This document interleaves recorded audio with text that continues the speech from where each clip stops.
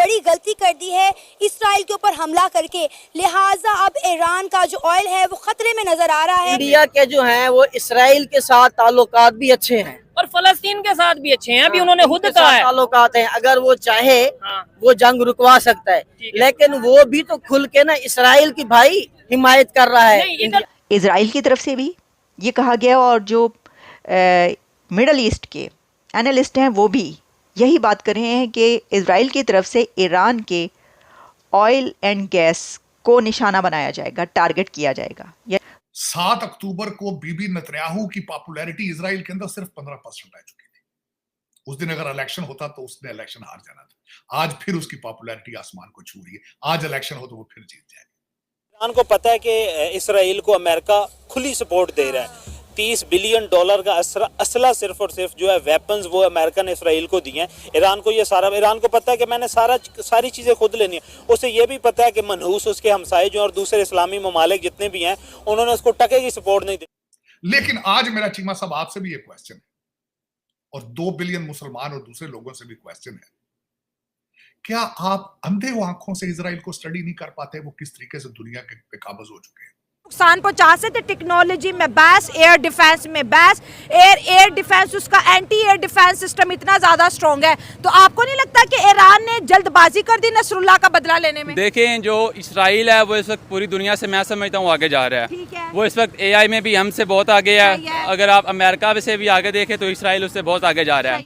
अगर Israel Iran के oil refineries को, उसके ऑयल और गैस रिजर्व्स को निशाना बनाता है, तो ना सिर्फ ये कि लॉन्ग टर्म ईरान को नुकसान पहुंचेगा बल्कि इसके साथ उसकी मईशत भी डूब जाएगी और वहाँ पे तबाही भी बहुत होगी। आपको दोस्तों, ईरान ने इसराइल पर एक बड़ा मिसाइल अटैक कर दिया है और जिसके बाद इसराइल बहुत ज्यादा गुस्से में है। अब हाल ही में ईरान ने इसराइल पर 180 से ज्यादा बैलिस्टिक मिसाइल से हमला कर दिया, लेकिन इसराइल की कुछ खास सावधानियों की वजह से इन मिसाइलों से एक भी इजरायली नागरिक की हत्या नहीं हुई। लेकिन फिर भी इसराइल की सरकार ने ईरान को कड़े शब्दों में कहा है कि हम इसका बदला जरूर लेंगे और इसका हम आपको ऐसा जवाब देंगे जिसे आप जीवन नहीं भूल पाओगे। ईरान के इस हमले के बाद पूरी दुनिया कह रही है कि जब बिना कोई इजरायली नागरिक मरे इजराइल इतने ज्यादा गुस्से में है, अगर कुछ इजरायली नागरिक मर जाते तो इजराइल ईरान के साथ क्या करता। बहुत से एक्सपर्ट्स का कहना है कि इजराइल ईरान के मिसाइल डिफेंस सिस्टम को पूरे देश से डिस्ट्रॉय कर देगा और फिर ईरान को सोचने पर मजबूर कर देगा कि अब इजराइल ईरान के साथ कुछ भी कर सकता है। दूसरी तरफ कुछ एक्सपर्ट का यह भी कहना है कि अब इजराइल ईरान के ऑयल प्रोडक्शन को बुरी तरह से क्षति पहुंचाएगा और जिससे ईरान की जितनी भी कमाई आज के समय हो रही है वह भी बंद हो जाएगी। और अब इस सब के बाद पूरी दुनिया यह अनुमान लगा रही है कि अब से 4-5 दिन के अंदर इजराइल ईरान पर एक बहुत बड़ा हमला करेगा और जिससे पूरी दुनिया दहक उठेगी।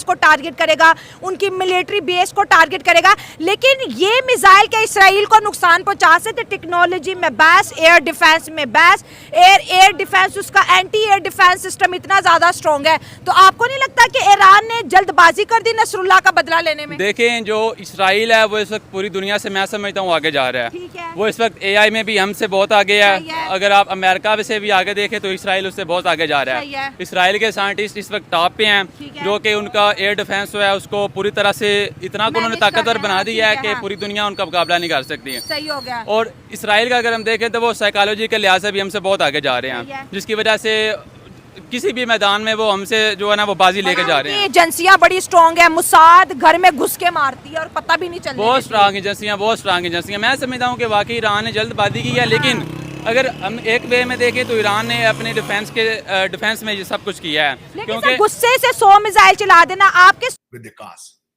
7 अक्टूबर को बीबी नेतन्याहू की पॉपुलैरिटी इसराइल के अंदर सिर्फ 15% रह चुकी थी।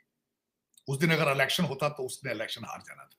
आज फिर उसकी पॉपुलैरिटी आसमान को छू रही है। आज इलेक्शन हो तो वो फिर जीत जाएगा। लेकिन आज मेरा चीमा साहब आपसे भी ये क्वेश्चन है और 2 बिलियन मुसलमान और दूसरे लोगों से भी क्वेश्चन है, क्या आप अंधे आंखों से इसराइल को स्टडी नहीं कर पाते वो किस तरीके से दुनिया के बेकाबज हो चुके हैं, किस तरीके से अमेरिका आज हॉस्टेज है उनके सामने, किस तरीके से आज बाबा बाइडेन उनके तलवे चाट रहा है। हर बम के ऊपर एड्रेस अमेरिका का लिखा है और आज उसने स्टेटमेंट दिया है, Iran if you throw the ballistic missile we will protect Israel।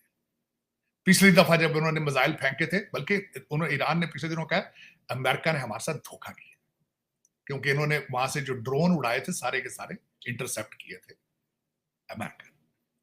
लेकिन चीमा साहब होता क्या है, हो क्या रहा है कौमों में, हो क्या रहा है, तबाहियां किस तरह हो रही है कौमों।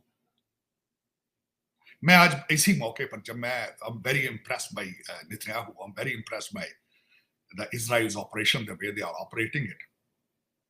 मैं एक अपने पाकिस्तान के एक सिपा सालार का भी नाम लेना चाहूंगा, फैज हमीद साहब। मुझे आज बहुत याद आए। क्यों याद आए? वो किसको फैंटेसाइज करते थे? पुतिन को। साथ ही कल लियाकत चट्टा का एक मेरे नजर से एक आर्टिकल गुजरा है। सुना है जब फैज हमीद और लियाकत चट्टे की जब इन्वेस्टिगेशन की गई है, लियाकत चट्टे को फैज हमीद के सामने ले जाया गया है। फैज हमीद ने उसको कहा था कि 2024 में मैं अमेरिका का सदर हूंगा और पुतिन इज माय आइडियल, मैं पुतिन बनना चाहता हूं। I want to run the country for rest of my life. अब कंपैरिजन देख ले, आपकी डायरेक्शन क्या है, आपकी डायरेक्शन क्या है। चीमा साहब, दुख के साथ ये कहूंगा कि ऑक्सफोर्ड से पढ़ के लोग जाते हैं, 5 बच्चों की मां से शादी करते हैं, मुल्क को काले बकरों से चलाया जाता है, और बार बार कल उस बंदे की स्टेटमेंट मेरे दिल पर छुरी की तरह लगी। उसने कहा बाहर निकलो, शहादतें दो, शहादतें दो, इनकलाब, इनकलाब। बच्चा कासम तेरा किधर है भाईजान? उसको भी कहो यार स्वाब में हिस्सा ले। वो आर्टिफिशियल इंटेलिजेंस पढ़ रहा है, वो यहूदियों के फंडिंग पे चल रहा है, वो सारा वो गोल्ड स्मिथ की फंडिंग पे चल रहा है वो।